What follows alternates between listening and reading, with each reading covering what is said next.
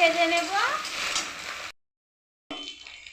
লাল লাল করে ভেজে নিয়েছি কপি দিয়ে আর সিলভার মাছ দিয়ে।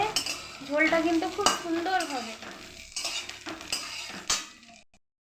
এবার আমি সিলভার মাছটা ভেজে নেব।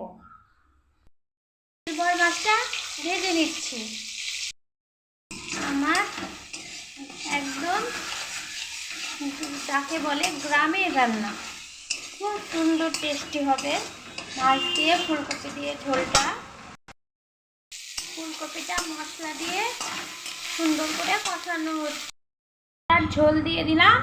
ফুলকপিটা অর্ধেক যখন সিদ্ধ হয়ে যাবে তখন আমি মাছটা দিয়ে দেব। মাছটা আমি দিয়ে দিলাম। মাছ দিয়ে ফুলকপি দিয়ে হয়ে গেল ঝোল। এটা কিন্তু সিলভার মাছ দিয়ে ফুলকপির ঝোলটা করেছি। এটা অনেক টেস্টি, অনেক সুস্বাদু হবে রান্নাটা। কমপ্লিট হয়ে গেছে। এখন নামানোর পরে একটু জিরে গুঁড়ো দিয়ে দেব, তাহলে রান্নাটা কমপ্লিট, শেষ।